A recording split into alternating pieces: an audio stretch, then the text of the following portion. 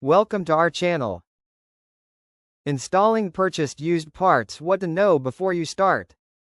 1. Confirm part compatibility. Make sure the used part matches your car's make, model, year, and engine. 2. Inspect the part carefully. Check for cracks, rust, leaks, or damage before installing. 3. Ask about warranty. Always confirm if the seller provides any warranty or return policy. 4. Clean the used part. Clean oil, dust, and debris to avoid issues after installation.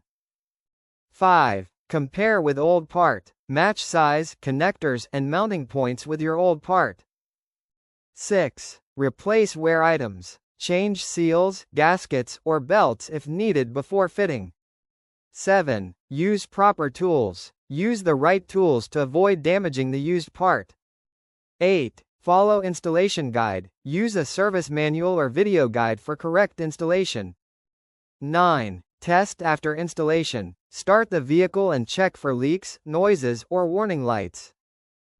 10. Monitor performance. Drive carefully for a few days and watch for any problems. Thanks for watching.